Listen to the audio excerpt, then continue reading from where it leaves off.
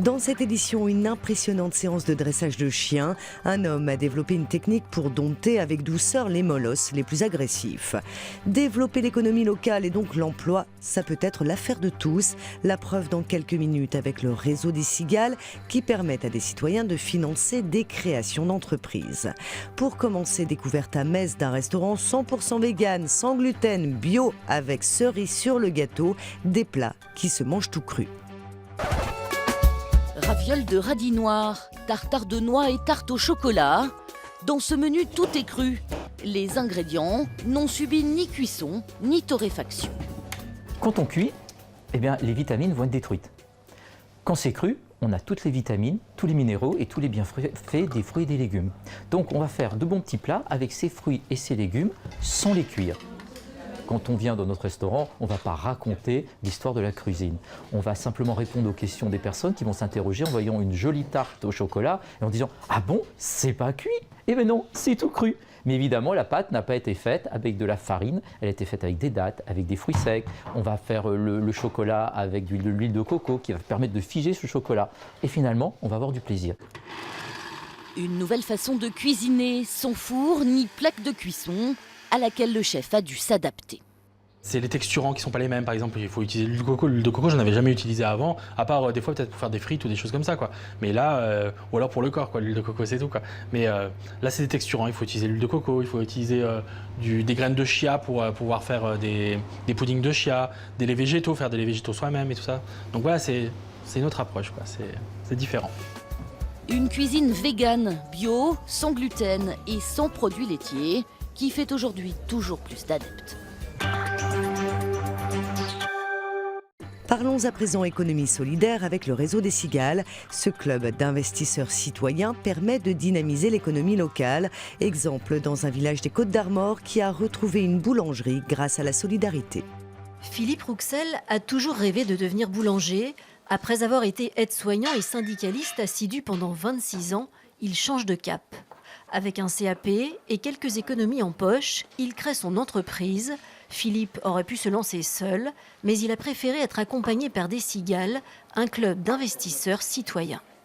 Je suis très attaché à l'économie sociale et solidaire, au développement local, à l'esprit village en fait, d'une démarche. Et j'ai trouvé à travers cette aide-là, financière dans un premier temps, la possibilité d'associer aussi des gens à ma démarche.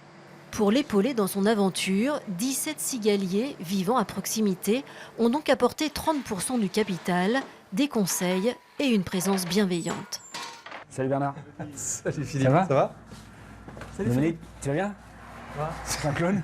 Régulièrement, ils rendent visite à Philippe. Le principe des cigales, c'est un petit coup de pouce financier et beaucoup de solidarité. L'objectif premier, c'est pas de gagner de l'argent, c'est de se dire si le projet marche, effectivement, a priori on récupérera notre mise à la fin. Et le fait d'avoir un club cigale autour, ça crédibilise le projet, ça permet à d'autres investisseurs institutionnels de venir, d'apporter leur soutien. Donc ça permet de mobiliser de l'argent autour du projet, mais c'est aussi un soutien psychologique pour le porteur de projet, parce qu'il y a aussi la dimension humaine. Voilà donc Philippe installé dans un ancien bistrot transformé en fournil, au cœur d'un village où il ne restait plus un seul commerce. Le plus important pour moi, c'est effectivement l'accompagnement social sur le soutien de mon projet, dans son fonctionnement, dans les aléas aussi de la création d'une entreprise où on passe toujours par des moments un peu de doute et de remise en cause de notre démarche. Tout seul, on ne fait pas grand-chose. Et accompagné, et là, avec des personnes par l'intermédiaire du club de cigales, on se sent porté aussi et on peut y aller, quoi. L'énergie de Philippe Rouxel, conjuguée à l'engagement des cigales, ont permis de créer 2 emplois à Quessoy. Le Petit Calepin fête son 3e anniversaire. Refermons cette édition dans le Var où un homme a trouvé la technique pour dompter avec douceur les chiens les plus agressifs. Avec sa méthode basée sur la salive et prochainement brevetée, des molosses ont été sauvés de l'euthanasie. Ne vous fiez pas aux apparences. Ici, pas de gestes déplacés, pas de mépris, mais bien une méthode de dressage. Doucement. Ouais, ça c'est bien. Voilà. Ces 2 molosses sont considérés comme agressifs. Ils ne supportent pas leurs congénères. La rencontre peut alors vite dégénérer en bagarre. Donc là, ça va partir. Ça se sent. Ça... Voilà. Place maintenant à la méthode d'Éric Tramson, basée sur l'échange de salive. Voilà, ça c'est couché. On caresse bien le chien et on transmet en fait les effluves et le contact des deux chiens à travers les deux chiens. Et c'est moi le mâle dominant. 1, 2, 3. Au pied, pas touché. Allez les gros. Non, voilà, bien, très Cela bien. fait 5 ans que ce dresseur utilise cette technique. Rien de miraculeux, juste une bonne connaissance des comportements canidés et beaucoup de patience.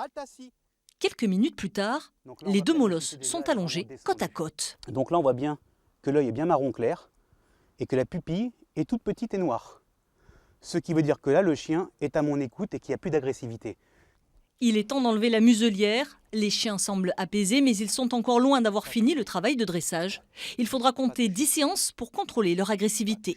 On ne peut pas dire que ma méthode fait qu'en faisant ce que je fais, en faisant la salive, qu'on règle le problème. Mais aujourd'hui, je peux vous dire que les 60 chiens que j'ai sauvés de l'euthanasie, c'est comme ça que j'ai travaillé. Et le résultat, il est là. Une technique tout en douceur qui a plu à ce propriétaire après avoir essayé plusieurs méthodes sans succès. On m'a donné un collier à pic, donc comme ça, qui est étrangleur. Et puis on m'a donné le collier électrique. Et là, pour moi, ça a été de trop. Parce que faire du mal à mon animal, c'était hors de question. Et puis je ne voyais pas pourquoi il allait être éduqué en lui faisant mal. Voilà. Une éducation sans violence qui permettra à ce molosse de rejoindre son propriétaire alors qu'il était condamné à être euthanasié.